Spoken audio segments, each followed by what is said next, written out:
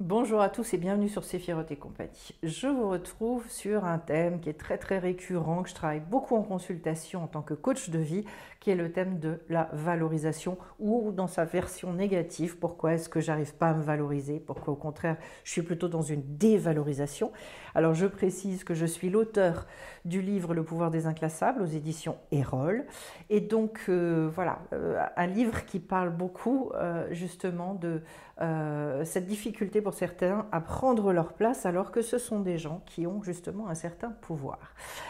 Pourquoi est-ce que dans notre société, et on va le voir et on va en discuter aujourd'hui, comment se fait-il que cette société génère aujourd'hui un phénomène, je dirais, paradoxal? À savoir, ce sont souvent les gens qui ont le plus de valeur, le plus un niveau de conscience relativement élevé, qui ont le plus de difficultés à se sentir légitimes.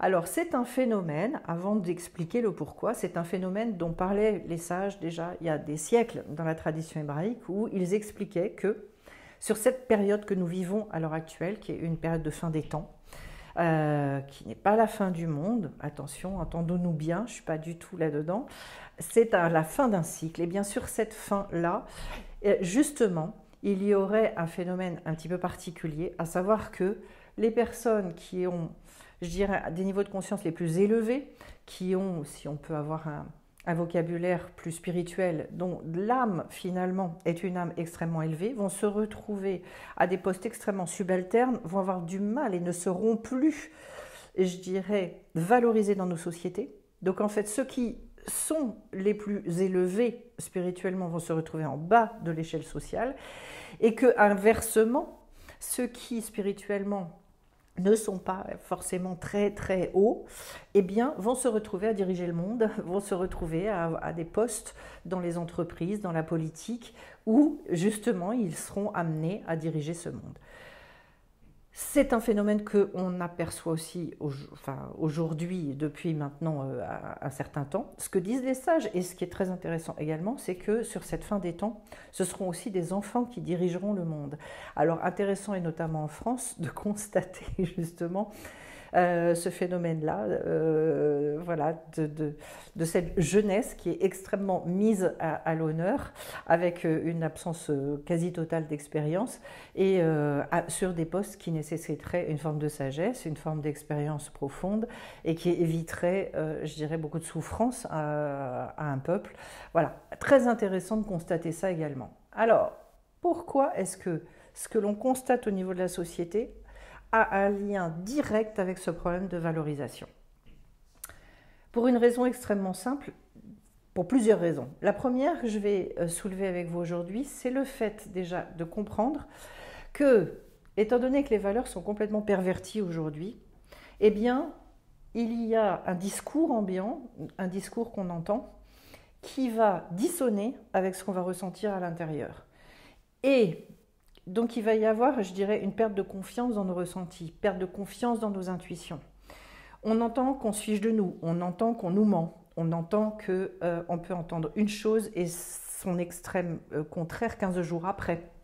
C'est-à-dire qu'il n'y a rien de plus déstabilisant, d'ailleurs, au passage. C'est une méthode de déstabilisation qui est extrêmement connue, de savoir qu'en fait, on ne peut pas compter sur une parole qui est donnée. Et en fait, c'est exactement comme ça que nous vivons.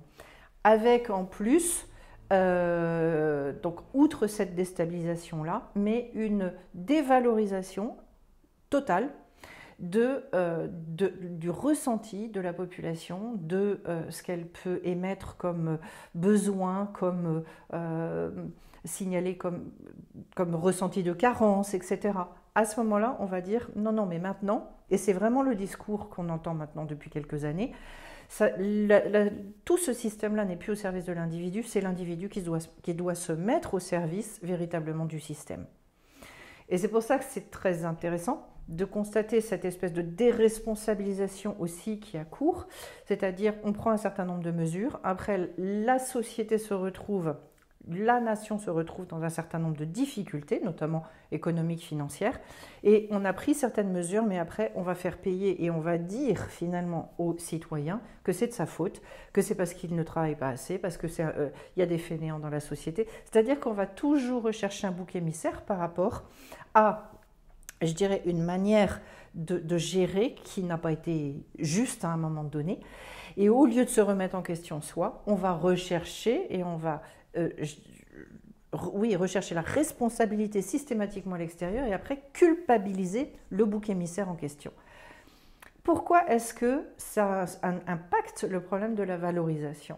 Parce que, en fait, vous comprenez que par rapport à des phénomènes comme ça, nous, on se rend bien compte en tant qu'individu dans une société qu'il y a des choses qui ne vont pas, qu'il y a des décisions qui sont prises qui ne sont pas justes. Et en même temps, ça n'est jamais, je dirais, validé par aucune personne. Donc chaque individu se retrouve extrêmement seul dans ce ressenti-là, dans cette intuition qu'il a. Et donc, petit à petit, commence à se remettre en question. Alors c'est un travail, je dirais, qui s'établit sur plusieurs années. Mais au fur et à mesure que ça passe, il y a une espèce de désensibilisation qui s'opère. J'ai comme ça, en coaching, eu des personnes qui vivaient des choses complètement anormales au niveau du travail et qui me disaient « je ne comprends pas, je ne suis pas bien ». Et je leur disais « mais ce n'est pas vous qui n'allez pas bien, c'est le travail, c'est au travail que ça déconne complètement ». Ces gens-là ont changé de boulot, ils ont changé de poste, puisque ce qu'on leur demandait était clairement irréalisable, ils vont très bien. Donc le problème, ce n'était pas eux, le problème c'était ce qu'on leur réclamait. Mais vous comprenez bien qu'en fait, quand la société, quand le monde extérieur vous envoie des injonctions, vous dit certaines choses qui systématiquement remettent en question vos ressentis, vous vous dites donc le problème finit par venir de moi.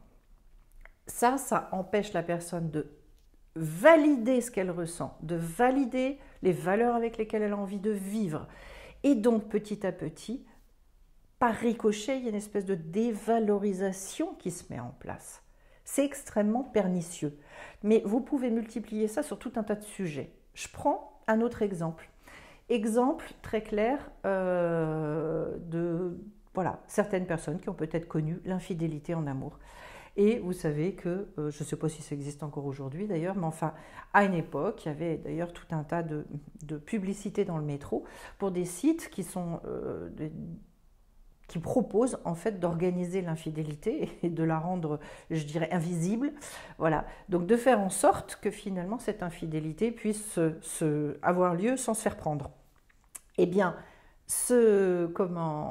là aussi, au travers de certaines injonctions, au travers de certains messages qui sont passés, en fait, les personnes qui ont connu l'infidélité, qui en ont profondément souffert et qui se retrouvent confrontées à une société qui promeut l'infidélité, c'est quasiment, là aussi, j'allais dire schizophrénique, ce que je veux dire par là, pas dans le sens médical du terme, mais dans le sens courant, c'est-à-dire en fait, j'ai là deux messages complètement différents entre ce que moi j'ai pu ressentir à propos de ça, et la société qui me dit, si tu veux être quelqu'un de cool, si tu veux être quelqu'un de...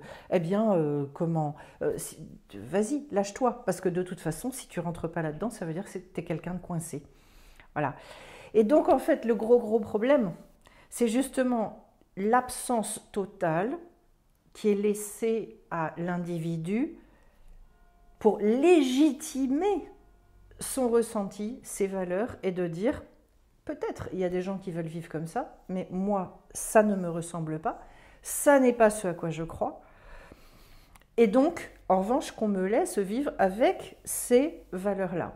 Il y a de multiples exemples comme ça, de multiples. Et notamment chez les jeunes, tout un tas de questionnements qui ont cours, parce que les jeunes sont extrêmement impactés par les réseaux sociaux, et que pour se construire au travers des réseaux sociaux, c'est très très difficile pour eux. Parce qu'en fait, ils vivent dans un monde à cet endroit-là, qui est un monde, je dirais, où on se permet un certain nombre de choses. Et au bout du compte, et à un moment donné, quand on les fait réfléchir sur ce qui se passe sur les réseaux sociaux, ils se rendent compte qu'en fait, oui, ils ont été embarqués dans quelque chose, mais qu'en fait, ce n'est pas eux fondamentalement. Donc on est obligé de les amener à réfléchir sur ces thèmes-là.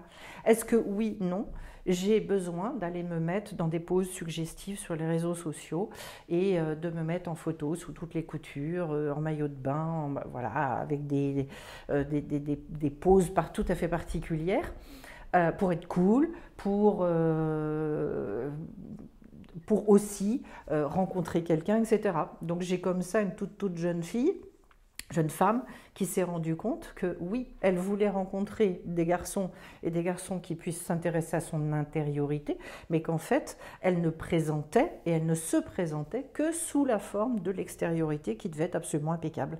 Bon, vous voyez tout le côté complètement paradoxal. Le jour où elle a vraiment pris conscience de ça, mais très intérieurement, une prise de conscience très puissante, d'un seul coup, ça a été une espèce de révélation en se disant, mais comment je me suis laissée embarquer dans quelque chose et ça n'a pas de sens finalement.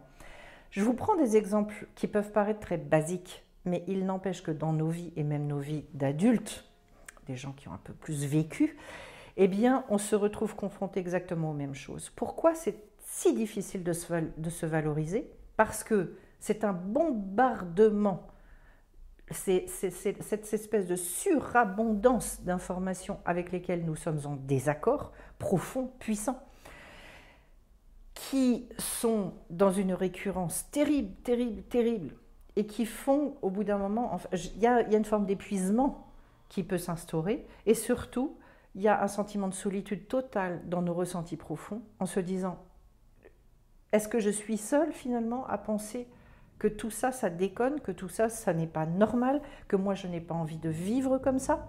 C'est d'autant plus puissant que le jour où on essaie d'exprimer une pensée qui est alternative et qu'on refuse de rentrer dans certaines injonctions, eh bien là, on va être, je dirais, vilipendé, ou on va être cassé, parce que il est évident que ce ne sont pas sur les réseaux sociaux, que ça n'est pas... Je veux dire, ce n'est pas sur le réseau social qu'on va trouver une grande tolérance et surtout un niveau d'échange constructif, on va dire. La plupart du temps, c'est chacun se lâche et là aussi, je veux dire, c'est d'un niveau assez pathétique. Donc, vous comprenez qu'en termes de valorisation, systématiquement, c'est comme une espèce, on doit développer une forme de lutte pour exister, une lutte permanente. Pourquoi? Parce qu'on a besoin d'un minimum de reconnaissance extérieure, de validation du fait qu'on a, ne serait-ce que, oui, basiquement, le droit justement de penser différemment. On n'a jamais autant parlé de tolérance que dans nos sociétés actuelles. Et le paradoxe, c'est que la société a rarement été aussi intolérante qu'aujourd'hui. Voilà. Donc j'en parle de temps en temps de ce système de pensée unique, mais vous comprenez bien pourquoi à un moment donné, il y a ce problème par ricochet de valorisation intérieure. D'autant plus, comme je vous le disais en début de vidéo, que sur le temps que l'on vit, eh bien, les personnes qui ont le plus les moyens de s'exprimer publiquement sont les personnes qui, je dirais, sont souvent, on ne peut pas généraliser et dire toutes ces personnes-là sont celles qui ne sont pas d'un niveau extraordinaire, non. Mais il y en a beaucoup, et dont la plupart, il n'y a qu'à voir aujourd'hui la classe politique, le niveau de la classe politique. Voilà, regardez un petit peu l'actualité, regardez ce qui se passe et vous vous dites maintenant, je pense que voilà, c'est digne des magazines People en fait, hein, la plupart des nouvelles que nous avons du gouvernement, des membres du gouvernement, enfin bon voilà. Nous sommes dans donc quelque chose qui est, je dirais, sidérant, qui crée une forme de sidération. J'allais dire à un moment donné, on se pose la question, on se dit finalement, mais où est l'intelligence? On n'est même plus à se poser la question où sont les valeurs, on sait depuis et quelque part on s'y est habitué qu'on vit dans des sociétés qui sont extrêmement corrompues. Donc il y a aussi une forme de banalisation par rapport à tout ça, et je dirais de résignation également, mais surtout de renoncement à un moment donné à l'intelligence. Et ça c'est grave, il y a vraiment besoin. Donc ça veut dire quoi? Se valoriser, ça veut dire redonner du crédit en fait à ce que vous ressentez, à ce que vous savez. C'est très en lien, la valorisation, avec la connaissance de vous-même, avec le fait d'assumer vos spécificités.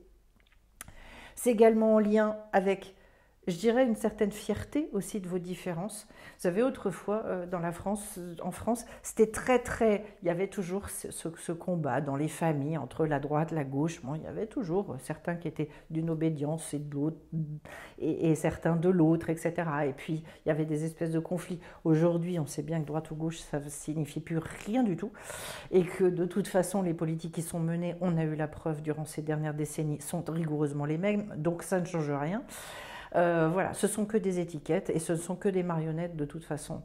Donc ça n'a aucun intérêt. Mais il n'empêche qu'il y a cette espèce de théâtre-là qui nous est proposé. Donc ne soyons pas dupes de ces choses-là. Et il y a besoin de développer une espèce de force intérieure pour se dire je ne rentre pas là-dedans. Non. C'est-à-dire je refuse aussi qu'on me prenne pour un idiot. Je refuse à un moment donné de rentrer dans quelque chose qui est de l'ordre de la bêtise profonde.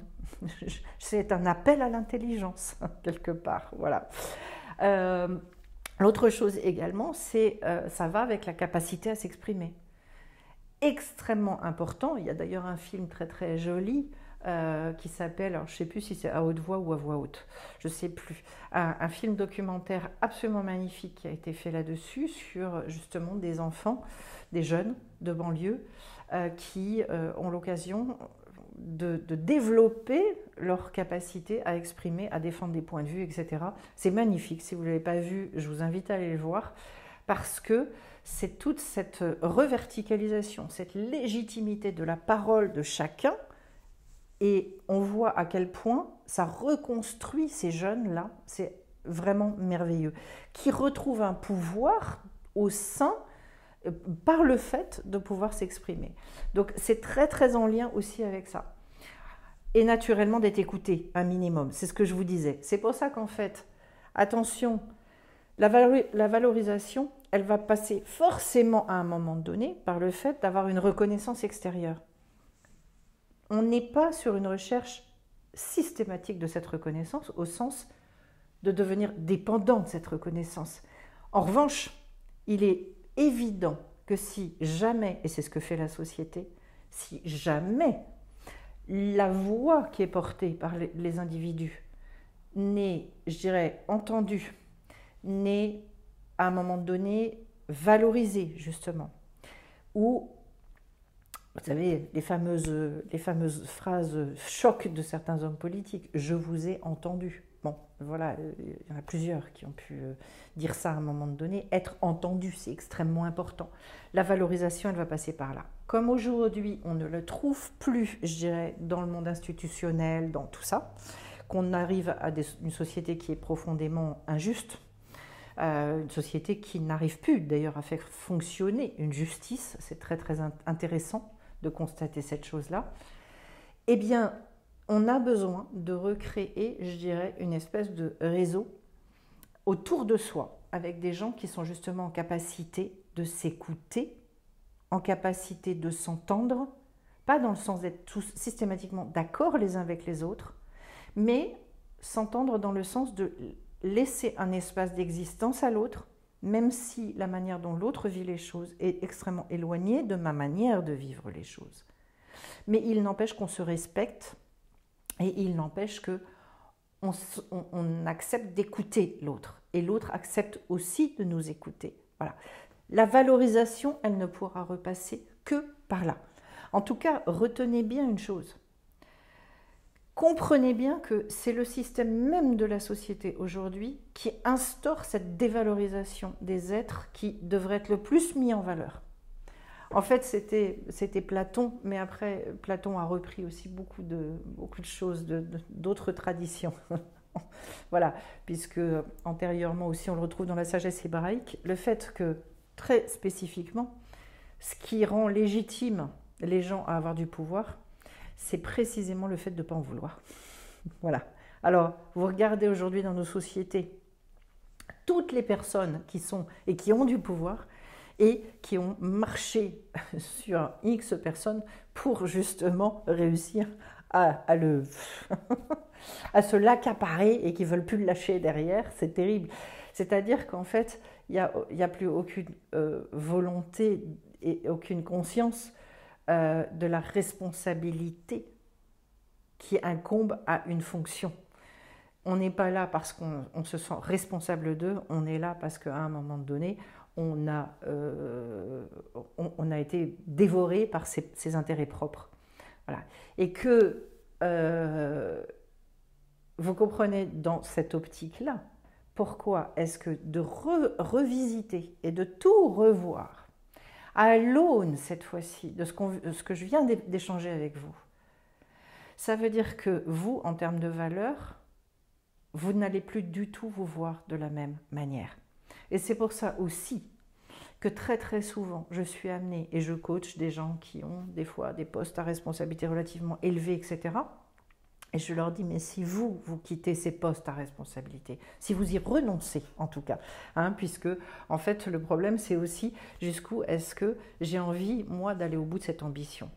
Pourquoi? Mais parce que très souvent, les gens qui ont ce système de valeurs, ils n'ont aucune envie, justement, d'avoir le pouvoir et d'atteindre une certaine, je dirais, certains postes à responsabilité, etc. Il n'empêche, le souci, c'est que si les gens qui ont des valeurs renoncent à ces postes-là, alors ça veut dire que la majorité, en fait, des gens qui sont au poste à responsabilité ne sont pas des gens qui ont justement le niveau de conscience qui serait nécessaire. Alors, on ne doit pas renoncer à ça. Ça veut dire qu'il y a besoin beaucoup de vous, je dirais, de retrouver cette conscience profonde, à quel point vous êtes légitime d'exister dans vos différences, à quel point votre lumière elle est belle, à quel point vous avez des choses à exprimer, qui sont des choses uniques, particulières, propres à vous. Et d'autre part, de vous réconcilier aussi avec le fait que dans le système dans lequel on est, et je pense que ça se multiplie aujourd'hui, étant donné la perversité complète de la société dans laquelle on est, ce ne sont pas toujours justement les gens qui, c'est loin de là, c'est souvent les personnes qui sont plus à même de marcher sur les autres qui arrivent à certains postes assez élevés. Eh bien, considérez une chose, c'est aussi un fait des temps. Ça ne durera pas. Mais pendant un temps, on va continuer à vivre cette chose-là. Ça ne veut pas dire, loin de là, ça ne veut absolument pas dire que votre valeur est moindre. Ça veut simplement dire qu'il y a un moment où on va vers un écroulement de la société et que cet écroulement, il va être généré aussi par le fait que, mais forcément, on a aujourd'hui tout un tas de personnes je dirais, qui mènent la danse et qui n'ont absolument pas les compétences et les valeurs pour le faire. Voilà. Donc, sur la valorisation, j'ai envie de finir par un autre point important. La valorisation, elle est très en lien aussi avec le fait que vous ayez suffisamment d'ancrage dans certaines connaissances, que vous puissiez vraiment vous attacher, je reviens souvent là-dessus, à une tradition, pour que vous ne vous disiez pas, ce sont que mes valeurs à moi. Ces valeurs-là, elles ont un ancrage, elles ont des racines. Ça nous donne une puissance. Si vous vous appuyez sur des traditions plusieurs fois, je dirais, séculaires ou millénaires, vous vous imaginez, vous vous dites, je ne rêve pas. J'ai quand même des centaines, des milliers de gens avant moi, ou des millions de gens avant moi, qui effectivement se sont inscrits là-dedans. Ça donne une puissance qui n'a plus rien à voir. Bon. Donc on a besoin de ça aujourd'hui, on a besoin aussi d'être entouré. On a besoin aussi de savoir qu'au-delà de ce qu'on peut comprendre, au-delà de ce qu'on peut constater, voir, ressentir, il y a des choses qui sont au-delà de notre compréhension. Et c'est là que va intervenir, à un moment donné, la croyance. Vous avez certaines croyances qui ne vont pas se baser sur un système de preuves. Vos croyances qui s'inscrivent en vous à partir de révélations, à partir de certaines évidences, et là on rentre plus dans la partie spirituelle de l'être, c'est de donner aussi une véritable validité à cette partie de votre être, de le développer et de vous dire non, je ne rêve pas par rapport à ça. Ça prend des années, je le précise, ça prend des années de s'inscrire là-dedans et de se dire Étant donné que ça n'est pas visible, étant donné que je n'ai pas de preuve, je vais devoir éprouver ça, mon système de croyance, à l'aune de toutes les expériences que je vais faire dans ma vie. C'est très très très important ce que je vous dis là, parce qu'en fait, à force de l'expérimenter, à force de vivre certaines choses, au bout d'un moment, c'est aussi ancré, c'est aussi prégnant que les choses que effectivement vous pouvez voir. Pourquoi? Mais parce que vous avez vécu tout un tas d'expérimentations qui ont validé vos croyances. Là aussi, et par rapport à vos croyances, ne laissez pas la société s'attaquer à ça.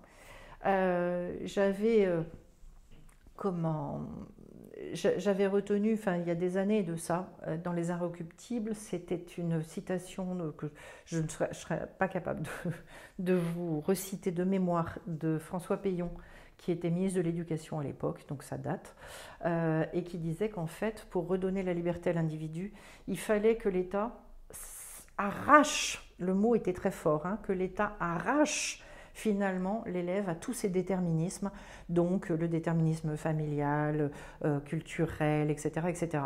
Et en fait, ce ministre se proposait de donner la liberté finalement et que l'État sorte l'individu de son asservissement et que ce soit l'État qui amène la liberté à l'individu.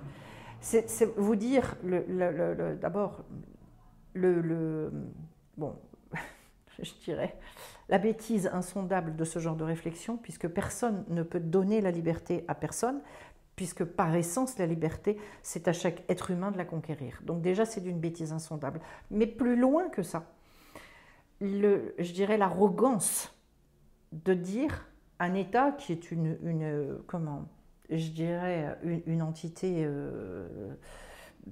qui n'est pas vivante, hein. Ça n'a pas de... Qu'est-ce que c'est l'État? Qu'est-ce que c'est? C'est une institution, mais ce sont des individus derrière qui font les choses. Donc voilà. Et de se dire, on va comme ça diriger les gens. Donc le programme, il était extrêmement et clairement établi par ce ministre de l'Éducation sur ce qu'on voulait faire finalement de toutes ces jeunes âmes, j'allais dire, de tous ces jeunes gens qui passaient par l'école. C'est-à-dire, moi je vais vous sortir tous ces gens-là de leur asservissement et je vais les faire penser comme il faut penser pour qu'ils soient libres. Voilà.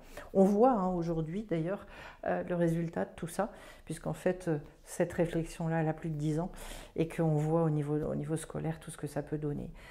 Je vous dis tout ça parce que aujourd'hui, je pense qu'on rentre à des niveaux sur les dernières informations. Je lis de manière très spartiate. Je fais très attention à comment je me nourris au niveau des informations, mais sur certaines informations relativement récentes que j'ai pu entendre au niveau du gouvernement, ce sont des informations relativement affligeantes jusqu'à la plus haute fonction étatique.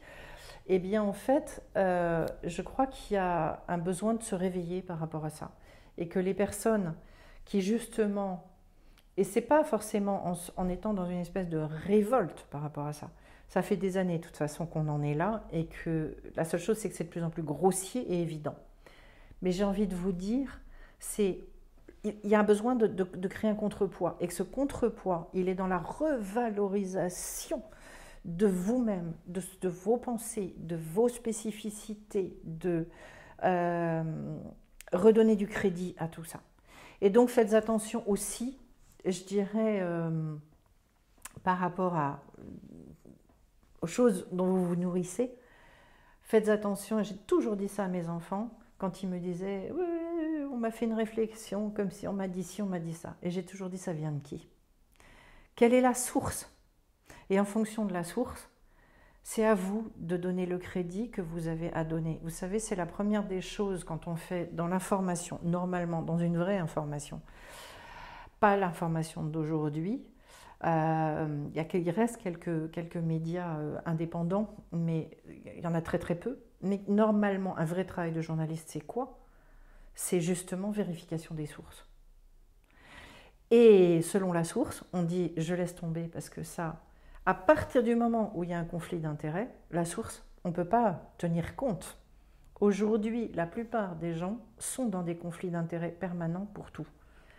Le résultat des courses, ça veut dire que, eh bien, il y a besoin de s'extraire de tout un tas de, comment dirais-je, enfin, de ne pas donner de crédit, voilà, à tout un tas d'informations qu'on peut nous transmettre à partir du moment où l'information, elle vient de certaines personnes qui ont des intérêts dans ce qu'elles transmettent. Ça veut dire que l'information, elle n'est plus juste, elle est déjà déviée. Voilà. Et vous, en revanche, de vous remettre à l'honneur, c'est extrêmement important. Dans cette fin des temps, de vous remettre debout par rapport à tout ça et de comprendre, mais je dirais en profondeur à l'intérieur de vous ce que je suis en train de vous transmettre aujourd'hui, parce qu'il y va de, je dirais aussi, de toute l'énergie intérieure que l'on peut développer pour pouvoir continuer, pour éviter d'avoir renoncé, de rentrer dans la désespérance, etc., etc. Si les gens qui ont ces valeurs-là ne se revalorisent pas, à un moment donné, il y a une espèce d'écroulement, et je dirais, ça n'est certainement pas un hasard qui ait aussi autant de dépression, autant de burn-out, etc. Je pense que c'est aussi beaucoup en lien par rapport à ça. À force d'être sabré, de ne pas être écouté, ça crée de véritables catastrophes dans la vie des êtres humains. Voilà, donc non, vous avez toute légitimité à vous exprimer. Faites attention aussi à la manière dont vous vous nourrissez par rapport à tout ça, pour que ça ne vous atteigne pas. On pourra en reparler de cette notion-là, qui est aussi sur la notion de se protéger par rapport à un certain nombre justement, de toutes ces énergies ambiantes. En tout cas, n'hésitez pas à me dire voilà, si vous avez si ça vous parle à certains degrés dans votre vie. N'hésitez pas à me mettre des commentaires, à liker également la vidéo si elle vous a plu. Je spécie que Sephiroth et compagnie propose énormément de formations. Il y en a une toute nouvelle qui va venir en coaching de groupe. Justement pour se renforcer, pour réussir à exprimer et aller vraiment au bout de l'expression de votre identité. Ça va bientôt démarrer, donc je reviendrai vers vous pour vous parler de ça. En attendant, Arbre des Séphiroth à la fin du mois de mai. Voilà, donc ça va venir bien vite. Et là aussi, pour la connaissance de soi et pour s'ancrer, très très belle formation à faire. Je vous souhaite à tous plein de belles choses et je vous dis à très vite sur la chaîne. Bye bye.